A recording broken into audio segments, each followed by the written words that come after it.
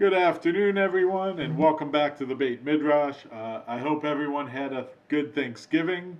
Um, I hope you got to eat all the pies, because that's what we were talking about before I started the recording. So, all the pies, I hope they were eaten. And hope everyone is still sustaining off of leftovers. And most importantly, found some time last week to be grateful for all the things that we often take advantage of, take for granted. That's what I was trying to say. Take for granted um, the rest of the year. So hope you had some good times with whatever you did, whether it was family, friends, self care. Hope you enjoyed, and glad to have and grateful to y'all for coming back for class so we can continue learning together. So we're gonna go ahead. We finished part one of Judaism is About Love by Shai Held. Do my little Vanna White here. Um, Now it's going in to start on part two today. Learning to Love and Be Loved, chapter 4 in the book. So, as always, any opening thoughts, comments, reflections before we dive into the chapter? There was a lot in this chapter, so.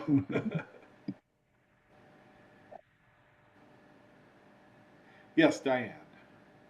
So I got stuck on the sentence that said we should want for our children to be different from us. And my children are certainly different from me, and I love and accept that, but I never ever really wanted them to be different. I just grew to accept that it was okay for them to be different, just as I was different from my parents. So the wanting is what I have a little bit of trouble with. So tell me a little bit about why. Well, so I wanted my children to remain engaged in Jewish life. They had to find their own path. That's what I wanted. So that was a heartfelt desire of mine. So I don't know that I could have wanted something different from that. So that's where I got stuck. I wanted them to be good, responsible people. Their way of going about it is not necessarily my way of going about it, but I can honestly say I think they're on the path. Good. So I don't think he's suggesting when we say we want our children to be different than us, that he's saying, we think of ourselves as good, responsible people, and we don't want our kids to be like that. Um, but I think, many of us can probably think of somebody in our lives who um, either lives vicariously through their children of all the things that they never got to do, that they're trying to live their life through their children, or are pushing their children to do things because that's what they did, and to try to shape them and form them to be little miniatures of who they were. And I think that's a little bit more of what Rabbi Held's trying to argue, is that if we understand and acknowledge that each person is different and each person is unique and each person is separate and distinct, then our children, we have to respect the fact that our children are going to be the same. That as much as our children are going to share our DNA, they're still not going to be the same people as us. Um, my wife was saying last night where, everybody looks at my daughter and I, and they're like, oh, you two are definitely related. Like, even when she was born, people commented how much she looked like me. And then, she's like, my wife said last night, like, sometimes people look at it and say, like, I don't know where my genetics came in. And then my daughter opens her mouth and I'm like, there she is. But he talks about on 91 and 92 this idea of expectation versus condition, right? Like, it's okay to have expectations of your child, and frankly, we should have expectations of our children. We should, as you were saying, Diane, we should expect them to be engaged Jewish adults. We should expect them to be good, responsible people. That's an expectation that we work on and we foster as parents. That's different than I want my children to be involved and engaged in Judaism in the exact same ways that I was when I was their age and follow the exact same path that I did and where I am now and be the exact same have the exact same path that I had. Mhm. So giving them a path of Jewish engagement and encouraging Jewish engagement is one thing, but forcing them down a path is a different one. Does that make sense? Mhm. Yes. Esther?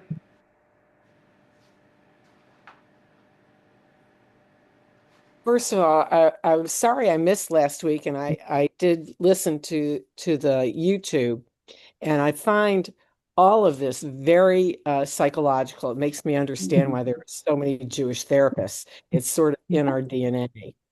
Um, and I wanted to make one comment. Well, in terms of what Diane was talking about, what I think, Diane, you would agree with, and I agree with what you were saying, Rabbi. We all What we all want for our children is for them to find out who they are and to be happy with who, and finding out what their own essence is, what their true path is, what their their meaning in life, their being is the goal that we really want for our children. And that inevitably is going to be different from who we are. So that's the want, I think, at least for me. Um, I also wanted to make a comment on last week. One of the things that I sat there thinking about, we've always talked about God as sort of the parent figure and very much like how we are with our kids.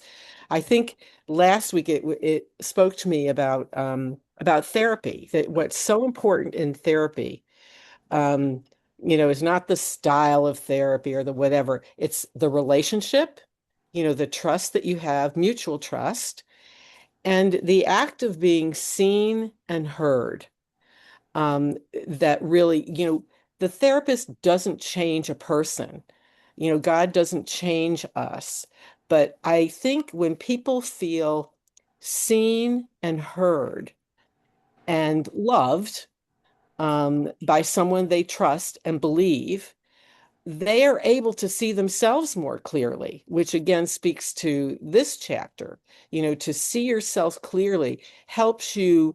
And I think, Cindy, last week you talked about something, it's all fuzzy to me now, but um, that when you see yourself clearly, you can find that direction, that inner direction, that God within side of you that is guiding you, that is telling you what the right path is. And sometimes saying something out loud to someone who sees you and hears you allows you to see and hear yourself more clearly and to find that path.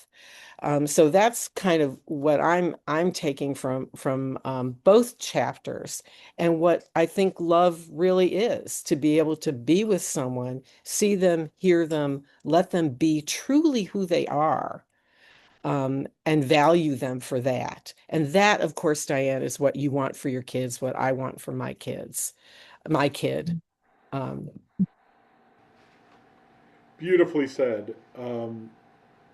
One of the things that along that line, one of the things I talk to when I with couples that I'm counseling before marriage is I talk to them about the what I say ahava and what I call ahava and yira, love and awe or fear, and he he alludes to this a little bit, but that ahava is a force that brings us together, that brings us closer together, that wants us to want to engage in relationship with another person.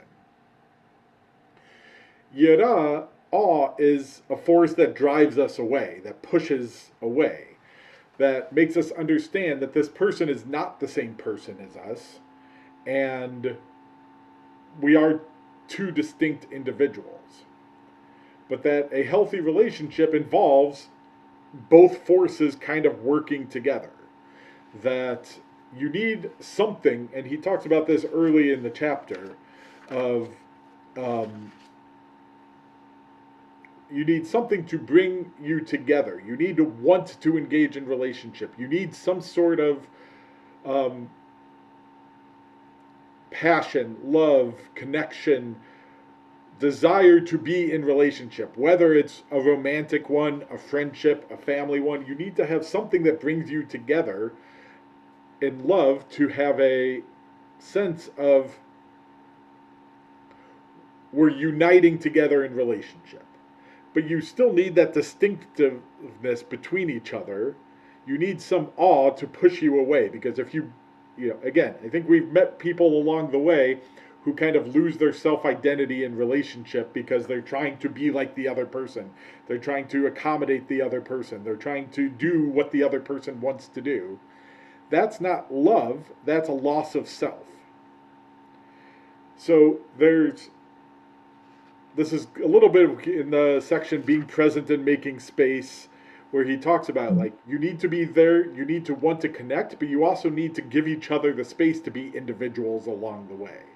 And I think that's true in friendships, I think that's true in marital relationships, and it's true with our children too, that we love them and we want to connect with them, but we also need to give them the space to be the children that they want to be.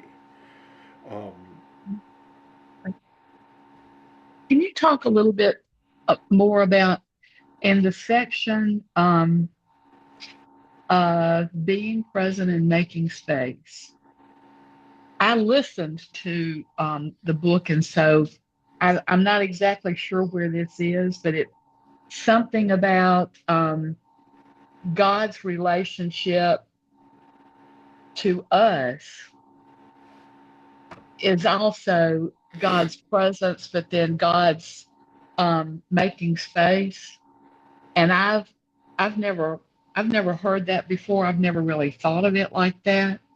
And to me, that's a little bit scary because if I may be at a point in my life where I really need God's presence, his comfort and his just right there with me.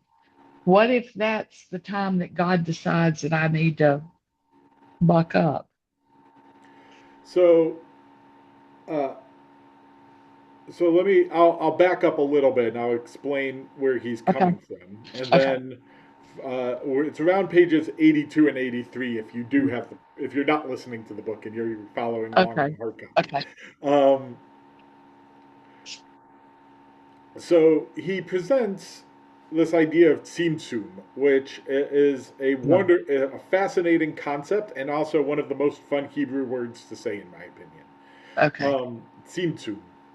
Um, and what he does is he uses two competing interpretations of what tzimtzum means to use as a model of how we should relate to each other. So, one model is the mystical model of Rabbi Isaac Luria, also known as the Ari. Okay. And he makes the argument that if everything is God, yeah, he kind of takes a pantheistic view that everything is God. So if God is everywhere and God is everything, then by basic philosophical premise, two things cannot occupy the same space at the same time. So he says if God is all of creation, then how does creation exist if that's God? And what he posits is God contracts. God commits an Mhm. act of tzimtzum, of self-contraction, and God withdraws a little bit from the space to make room for creation to exist. Mhm. Everybody follow that argument Mhm. before I go on? Well, Questions?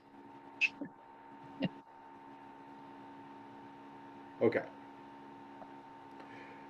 But then Rabbi Held brings in a different paradigm and brings in a midrash interpretation on the tabernacle in the wilderness. And God, where God says, "Make me a sanctuary that I may dwell among the people."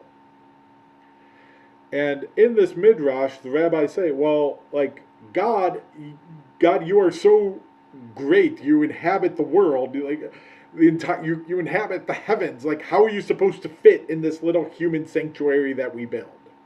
Like even if we built it gigantic, you wouldn't be able to fit in it. It's not going to be the size of the heavens."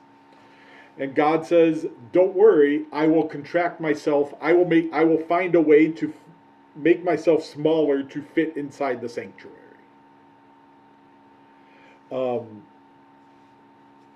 And he says, like, Tzimtzum explains how a vast and uncontainable God can dwell in a finite space.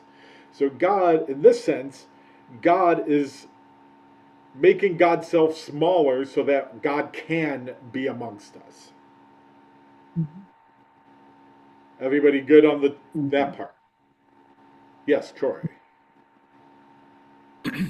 I kind of understand this retraction idea, but if there's a retraction and then everything is separate, does that mean that like God is like completely apart? Or there's like a back and forth? Are you Like, talking about in Luria's view? well, I guess either of them. Because if God is like retract coming into the tabernacle, that's a completely different idea? So in that sense, think of that one as something like water. Like water will take up as much space as it can unless you put it into a container to hold it. And then it'll fit itself into a container. I've heard cats do this also. Right? Cats will kind of fold themselves up to fit into a really small spot that they shouldn't otherwise be able to fit into. It's not that God is leaving in the tabernacle view. It's not that God is leaving. It's that God is going to curl God's self up so that God can fit into that space. In Luria's view, it's a little different in that God withdraws from the space so that there is a place that creation can exist. In that sense, yes, God is outside of creation in that view a little bit, but still influences and still influences and goes into creation and affects creation, but it's not a part of creation itself. Does that make sense in the distinction? It's really hard. It's very It's a confusing. they are difficult philosophical concepts, yes. Yes. Barbara, did you have something?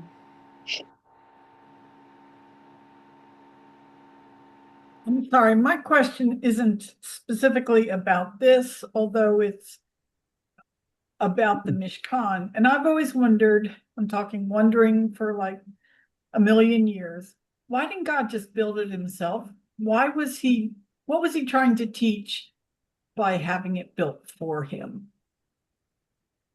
Okay, let's come back to that question in a minute. And if I forget, This is one you remind should have answered when I was 10 years old. So remind me. If I don't get back to it and I forget for some reason, remind me and we'll get back to it. thank you. So, what Rabbi Held is trying to argue is that these two models of Tzimtzum reflect how we should be relating to other people as well. How we should, both to God and in all relationships. That in one sense,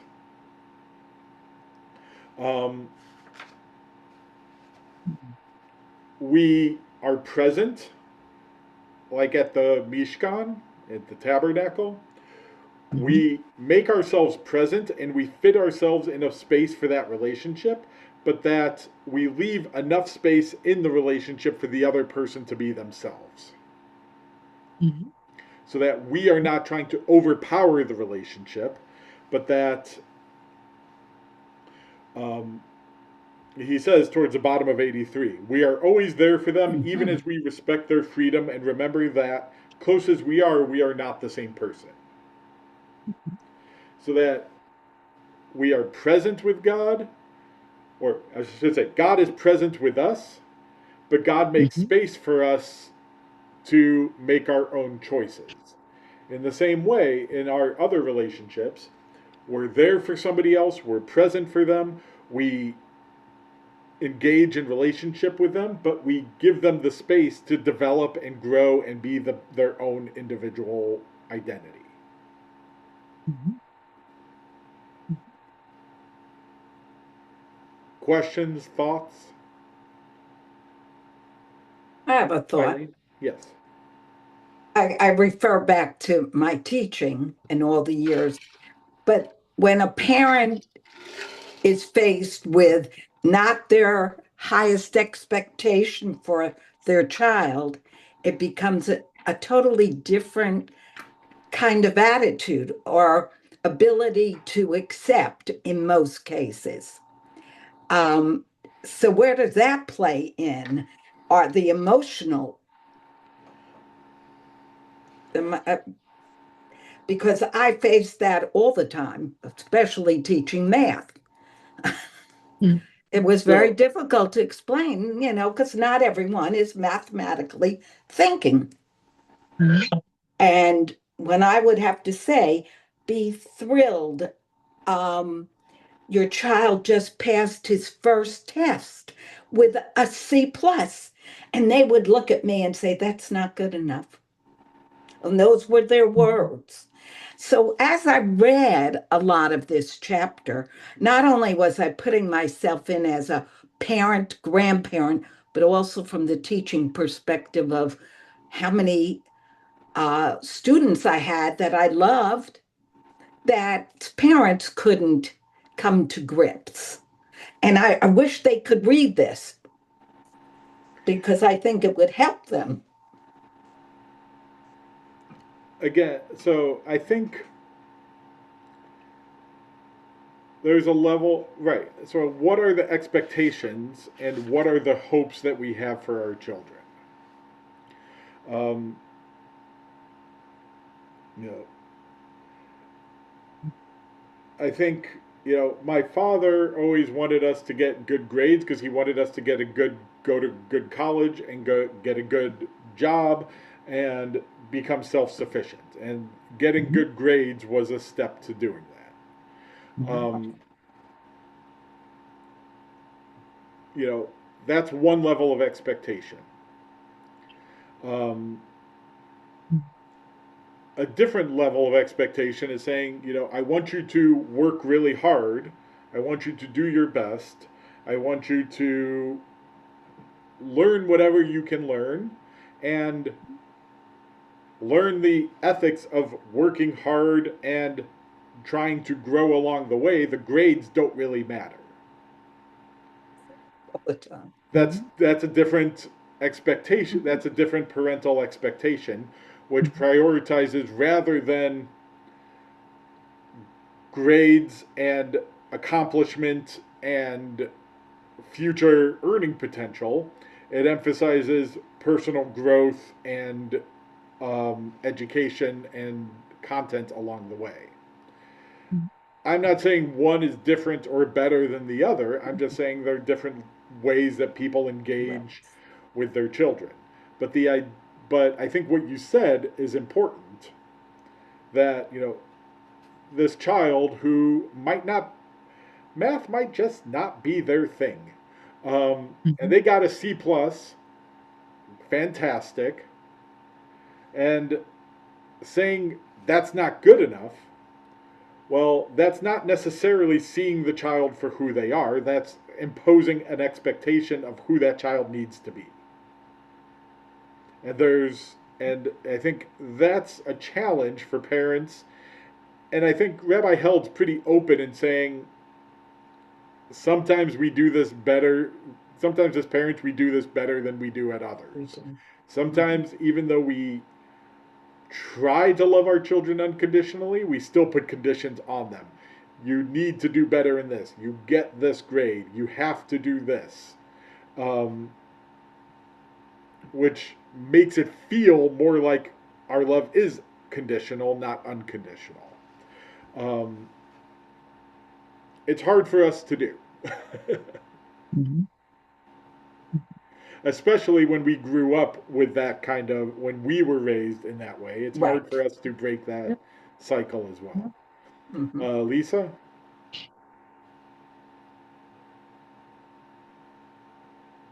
You're unmute. Yes, She's I know. working. I was just getting my I saw mute her bar to working come on up. it. Getting my mute Then bar I to come saw. up. Yes. So, the parenting stuff, I guess, really resonated with me. And I do like the idea that we have to be like totally present and there for our children while at the same time giving them space to become their own people. And where I think, to me, where what he maybe one of the things that you could take this a step further in that at different points in the child's life and maybe in the relationship, they need different amounts of presence and different amounts of space. So, like when you have a baby, they need more presence and less space. And as they grow, they need an increasing amount of space. And I think that's what's really hard to navigate as a parent. Like slowly adjusting to the fact that your child needs more and more space, not to have the presence go away, but to be able to, I think he talks about letting go, but giving them that space. And where I think it's really hard, and I find this challenging, I don't know if others do, is as adult children, to still like always have them know that we will be present for them. That presence and unconditional love hasn't gone away, but to really give them space to be full adults and to really to not butt in, where you're not asked for your thoughts or opinion. And just to know it's just at that like a balancing act. Yeah. And to really as adults to figure out where that balance is. Yeah, it's really hard. And it gets harder if you have more than one child. Because one child might need a lot more presence than the other would. Right. And being able to learn and navigate each individual child and see them for who they are and not in comparison to their siblings is also really hard. Right. And depending on what they're going through at that moment in time, yes, they may be going through something really hard and need like an intense amount of presence. So like being able to like be like God, like expand and contract is really hard. Yeah. Amen. Yes, it is. Esther? There's another factor I think we sometimes don't give enough, I don't know, credence to it, which is trust. And sometimes I think part of knowing your child, part of loving your child is also trusting them and trusting that they heard you, that you've trusting yourself, that you've loved them, you've given them what they've needed, and that they will find a way that's best for them. I think that's a really challenging part of parenting and loving is that trust. And you think the trust should go the other way. Children are supposed to trust the parent. We're supposed to trust God, but in so many ways, the trust has to go both ways. Oh, it does. And what's the old proverb? Like, as a child, you think your parent knows everything. As a teenager, you think they know nothing. As an adult, you realize they knew something. Right, right. Yeah. Barbara.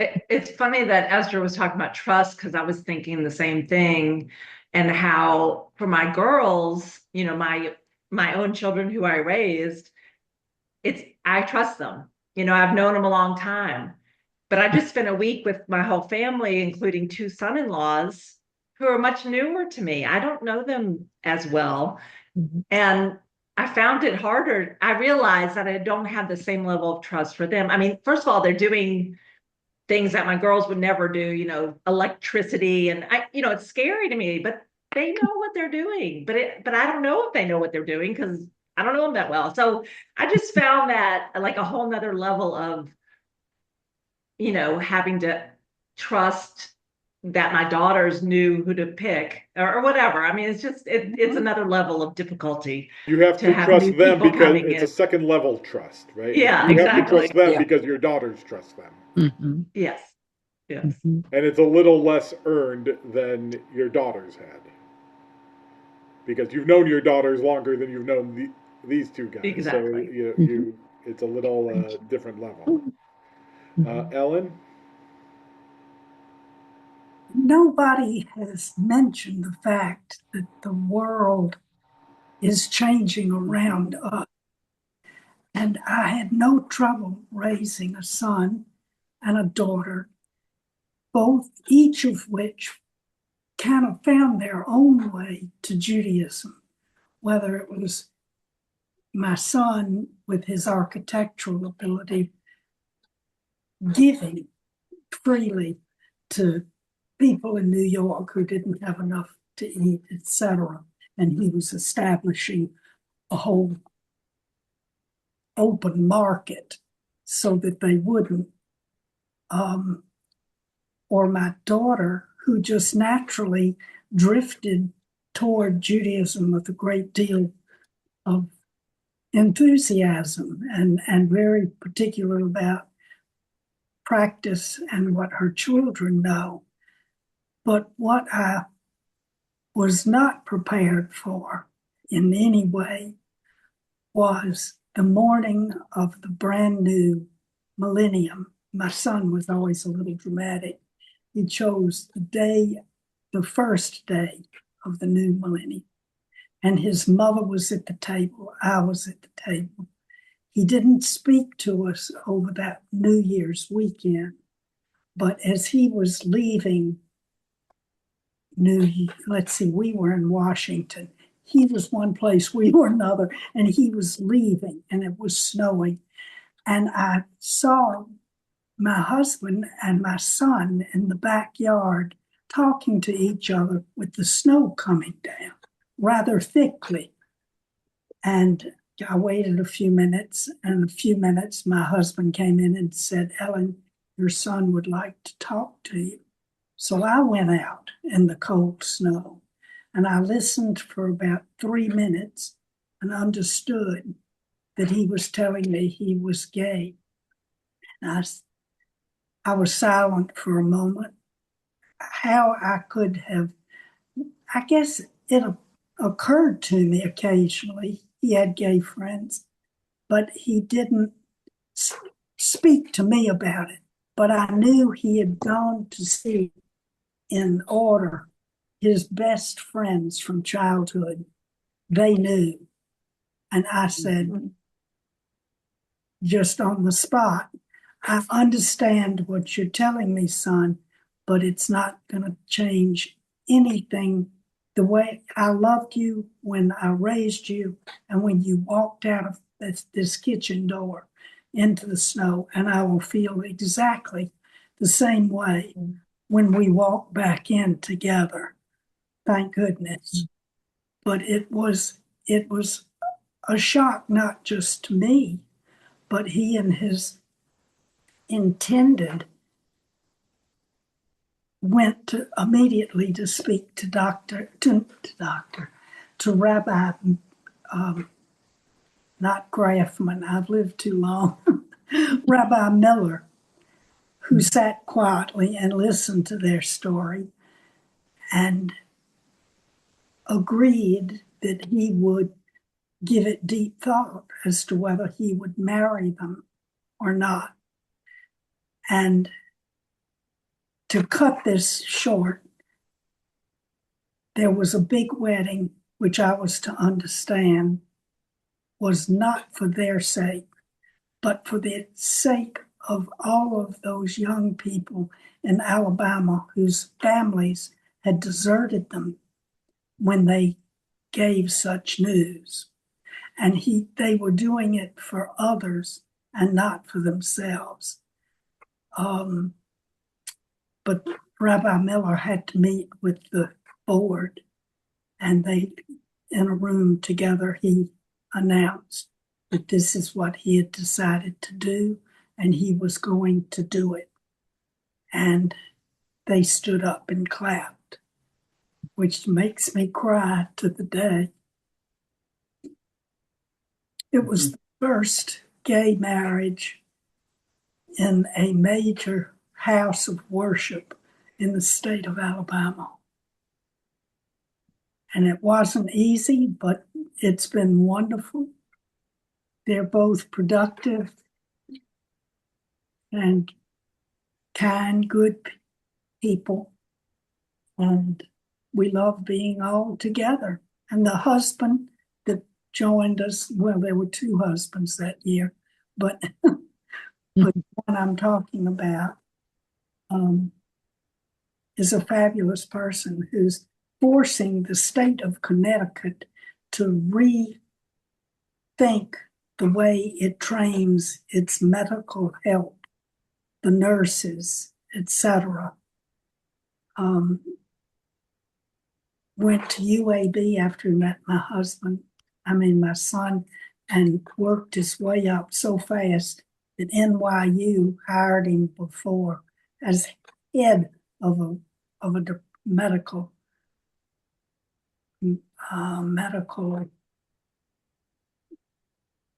part of the nursing school.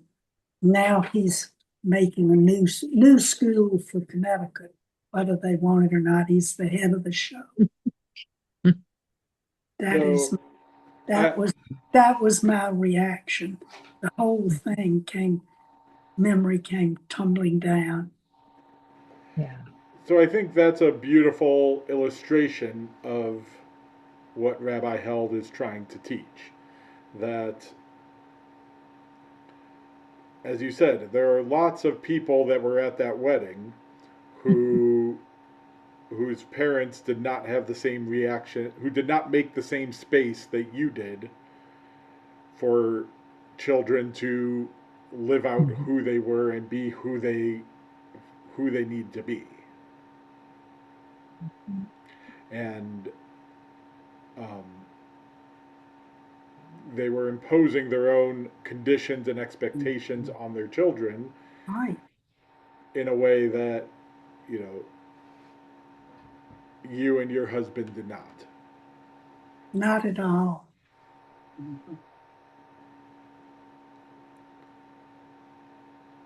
But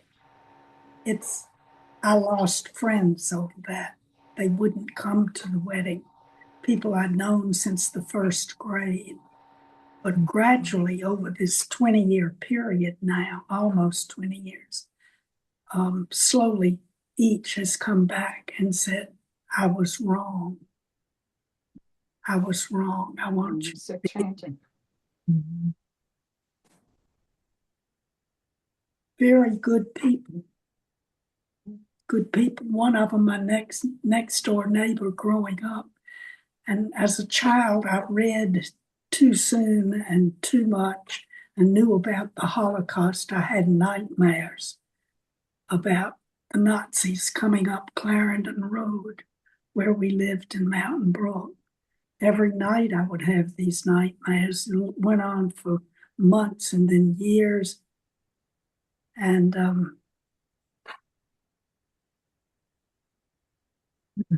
And then one day I told my mother what was bothering me in depth. And she said, "Darling, you don't need to worry. Mr. and Mrs. Witt, who live next door to us, if you ever think somebody is coming to hurt you, you go to the Witt's house. Doesn't matter what the reason is, they will help you." And Catherine Witt, we met in the first grade at Crestline, still talk to each other at least once every 2 weeks. We've been friends for life. And we don't talk politics. You have to be 100, degrees in accord with someone to listen and to hear. Their life is not the same. Their concerns are not the same. Voilà. See tout.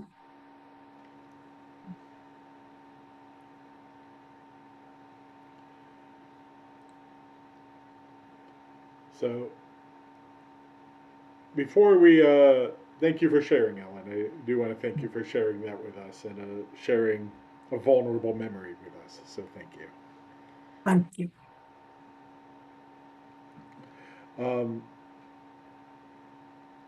Before we go on, I do want to make sure there's 2 points I think that Rabbi Held focus kind of keeps bringing up that I want to make sure that we don't just gloss over in this, or 3 points actually. I think the first point he makes, and he makes at the beginning of the chapter, is if we want to love, if we want to know what it means to be loved, if we want to know how to experience love, we have to learn that from somewhere. And most of this chapter is focused on the idea that we learn primarily what love feels like and how to express love through family, whether it's with our spouse or from parents to children. That we learn it from our parents and then we pass it down to our children, those feelings of what it feels like and what it means to be in relationship and to have a healthy relationship with somebody else. Questions so far? I'll stop at each point to. Okay. Yes, Cindy. Well, I have a problem with that. He makes the assumption that, I mean, it seems to me that that's really it's unfair to most of the world to say that you need this family and unconditional love to learn to love and be a good person. Well, most of the world doesn't have that kind of support. So what do they do? I don't think he says, well, he does get, we need families to serve as schools of love. I think culturally, what love looks like and feels different in different cultures. And so I don't think he's saying that this is the only possible way to do it, but that the relationships we build with our spouses, with our children, do serve as education of what love looks and feels like for our children going forward, and will influence the relationships and the love that they give as they get older. He's pitching a particular point of view, yes. I'm not going to say I'm fluent enough to know whether or not it would be entirely relevant cross-culturally, but um, but I think the broader idea is that we love each other and we give space to each other to grow into the people that we can be, and that being present and giving that space teaches us how to be in relationship with other people.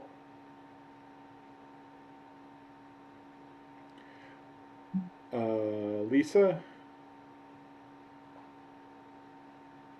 I mean, I think the other way this does a disservice is I was just, or leaves out a group of people, is I was just reading this Wall Street Journal article right before I read this chapter. And in the article, they chronicle how fewer and fewer adults are getting married in the United States. And of those who are not, getting married, which is a bigger and bigger group, fewer and fewer of those are having children.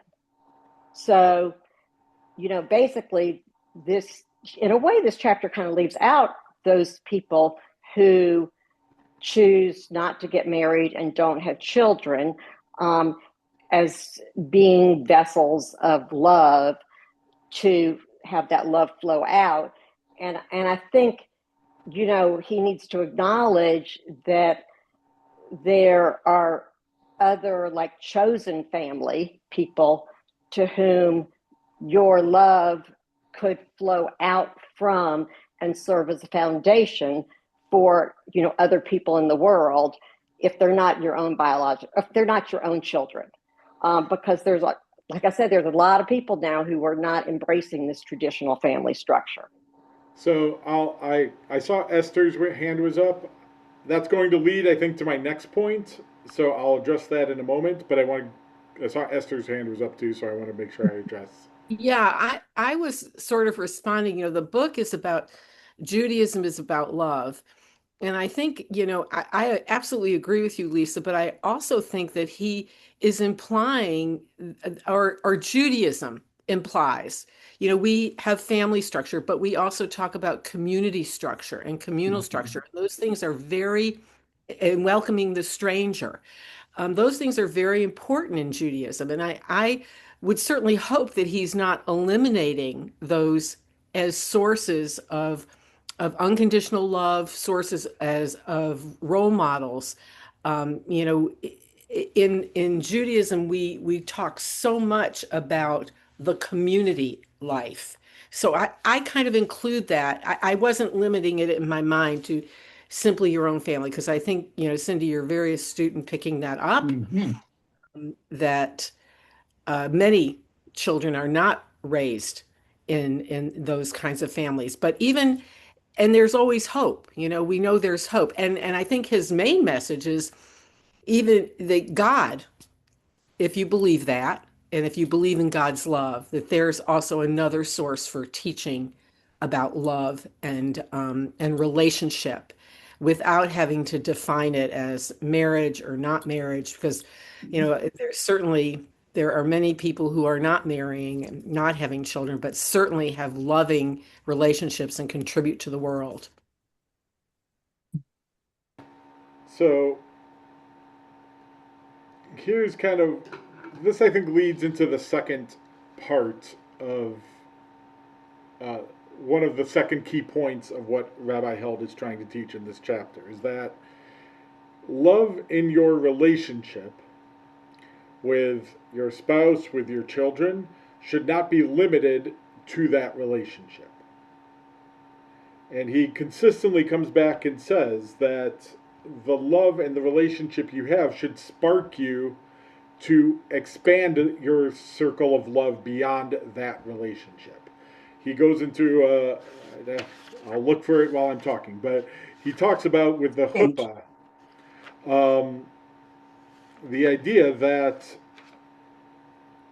the chuppah is open on all four sides, because the love should not, yes, love should be inside that home, but it shouldn't be limited to that home, and it should expand beyond the home.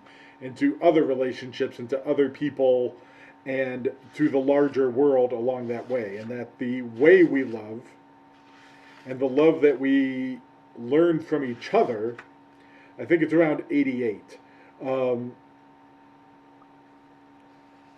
that the love we learn from each other should expand beyond that relationship itself. Troy? This I thought was really interesting, this idea, because I had never heard of this. Like I've always thought, well, I've always heard of like marriages or families being a little more insular, which he says he mentions that on 88. But is this a Jewish idea? Is this just his idea? Where does this idea come from to like turn outwards? Which I so Like, I think the idea of the chuppah being open, I think this is a little bit of his idea, but it's not. I think it's well in concert with other interpretations of the chuppah. Part of the idea of the chuppah is it's open to symbolize your openness to the rest of the community, and that your home symbolically is going to be a home for the entire community. That you under, which goes in both directions. On one hand, you're welcoming everybody into your home and welcoming everybody as part of your home. In that moment of becoming a couple, you're welcoming everybody in and acknowledging the fact that you're part of a larger community, but also on the flip, that you recognize that as a couple, you're not by yourself, and that you need a larger community to help support you as a couple also. That we couples often think they're insular, but that really they thrive best when they're part of a community of others. And that's part of what he's trying to teach here too, is that the chuppah kind of serves both. He says it's intimate. The chuppah is intimate in that it brings the couple together in their symbolic first home, but its lack of walls is a dramatic declaration of openness to the world. So it's intimate and private space, but acknowledging that if it's only intimate and private space, it's not going to thrive. So he says that love between married couples is meant to radiate outward. It's not meant to be just kept within each other, but that the love that you give each other is for you, but is also, you share it with everyone outside. And that what you learn from your relationship, you also bring to other relationships along the way as well.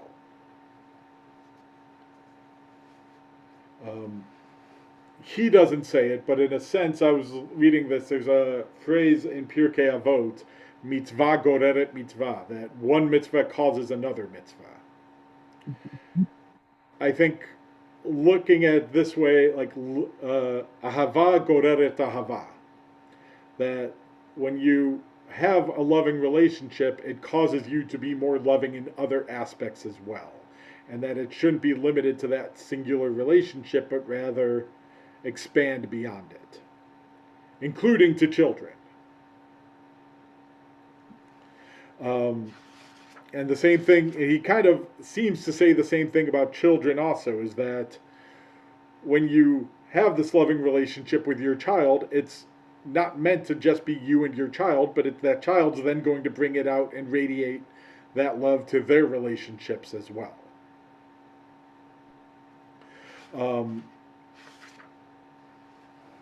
And the third, which he's talked about in the third point, which he's also talked about in the past, is that love is not solely an emotion.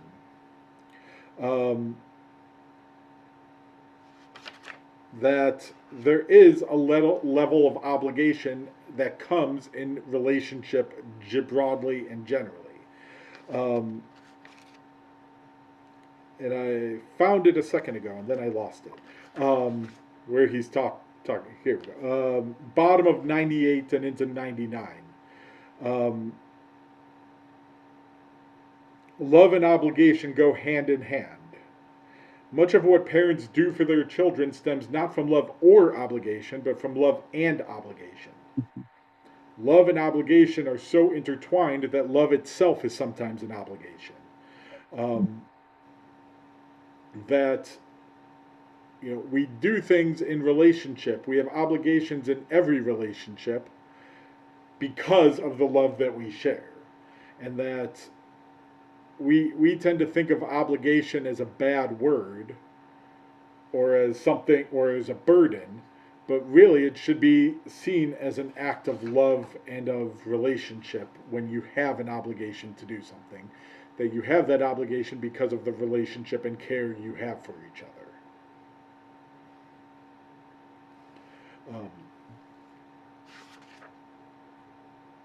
Questions before I come back to Lisa's and Barbara's questions from before.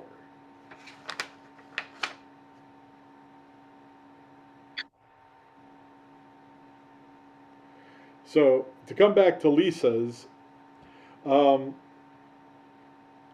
I actually don't think he's intentionally ignoring non-traditional families. I think the way I would read it is almost as a criticism, that he's saying actually you do need to have some sort of family structure. And I think Rabbi Held's not a stupid guy. He's much more intelligent than I am.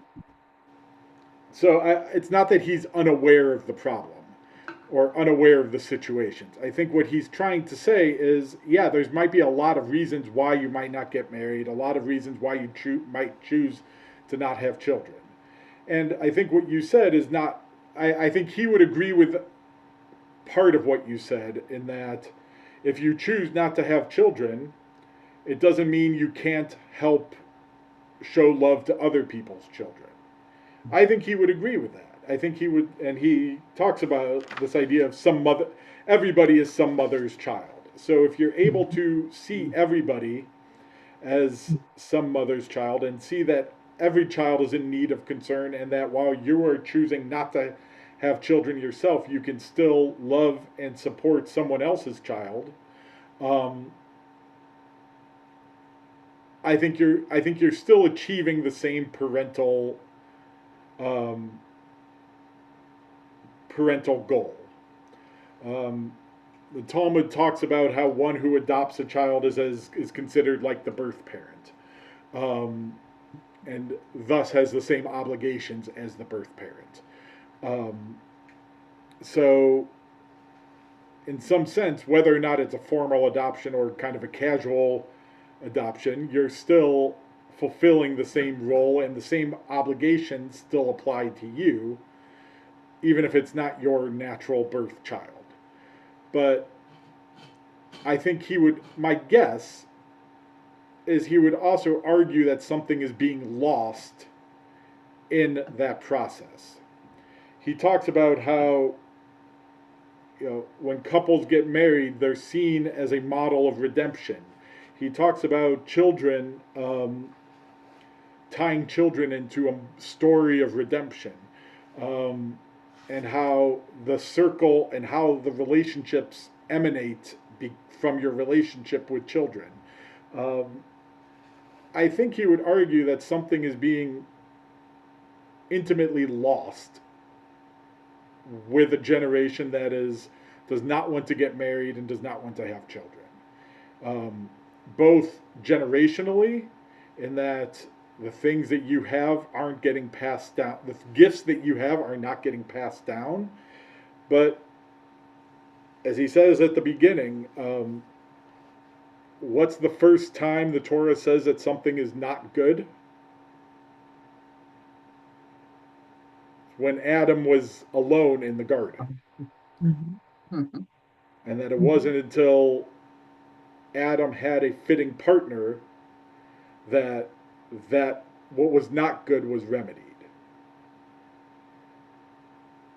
Cindy, I saw your hand. Oh, you moved locations on my screen, so I couldn't figure out. Well, I'm sorry, I was busy choking.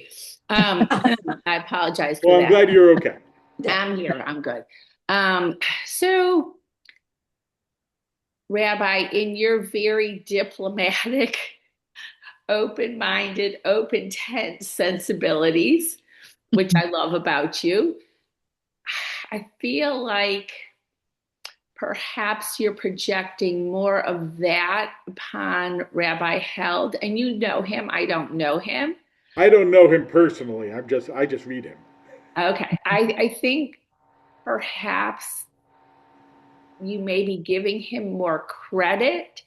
I find what he said again about families and, what Lisa brought in about people not, choosing different ways of life.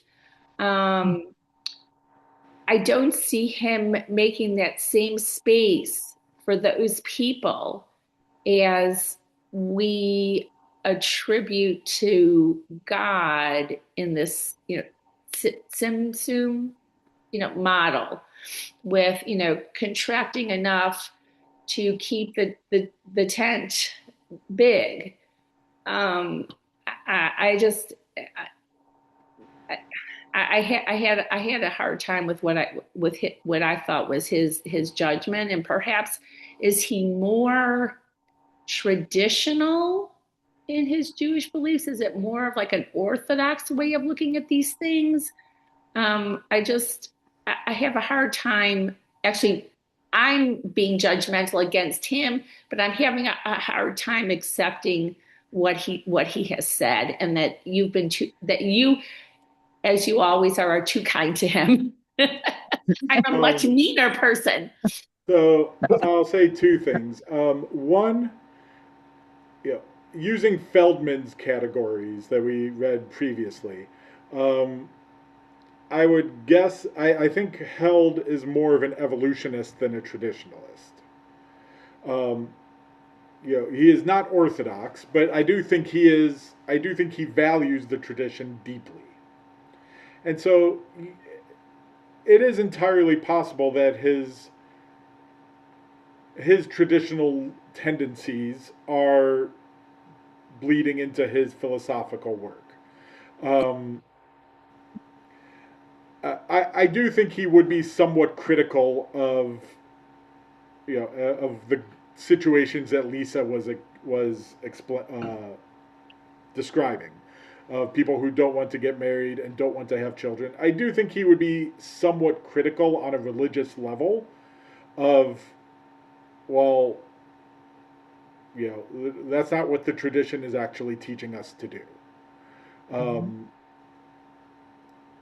Personally, I'm saying there might be good reasons to not get married or to not have children, and that it is possible, even in those situations, to still apply some of the things that Held is teaching. But he, But I hear what you're saying, and you might be right that I think he is more on the traditional side. Um, he does make some comments here and there that seem to imply he is not at all bothered by LGBTQ relationships and that they would fall into the same categories, which is part of how you can tell he's not actually Orthodox, but or at least not right wing Orthodox. Um,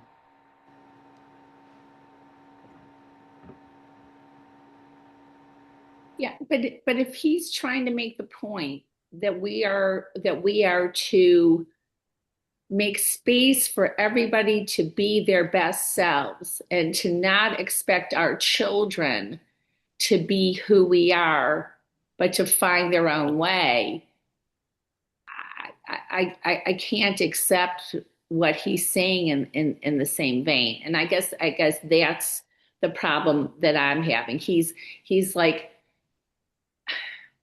don't do as I do whatever. There's a disconnect going on, and I'll stop. Our time is over. I'm I mean, sorry. I hear what you're saying. I think what his response would be is like, yes, I think you need to make space, but that there's still love still has obligations, and part of that obligation is to find a partner and to sustain the tradition beyond yourself. Thank you. Margaret? I would also add that it seems to me that he is talking a lot about family, but he's also talking about community. And so the choice, not to particular to be married or not to have children does not erase the fact that the people can be in community, whether it's a Jewish community or another community, and within the community, being in community still. Um, behave Along in that those line, loving kind of ways.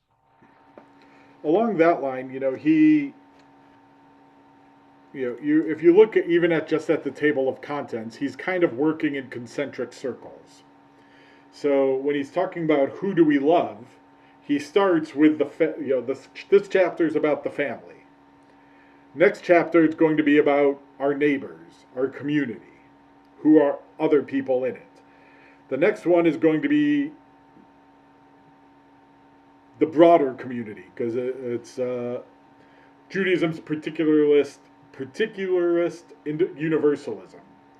The next one is human dignity and solidarity. So it goes beyond, the larger community to all of humanity, to loving people we don't know, to loving our enemies.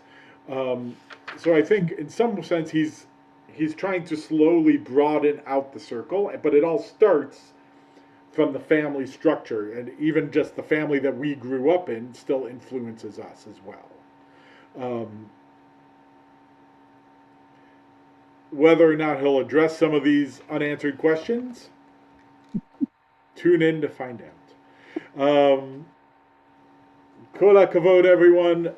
Thank you for learning together. Thank you for the conversation and for sharing. Just as a brief scheduling note,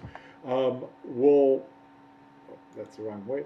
We will have class the next 2 weeks, the 11th and the 18th. I'm imagining many of us are going to be traveling or occupied on the following 2 weeks. So we'll take a 2-week hiatus and then pick up again beginning on January 8th after that. So, kol hakavod, everyone. Thanks for learning together, and look forward to learning about loving our neighbor next week. Thank you. Bye-bye. Great class.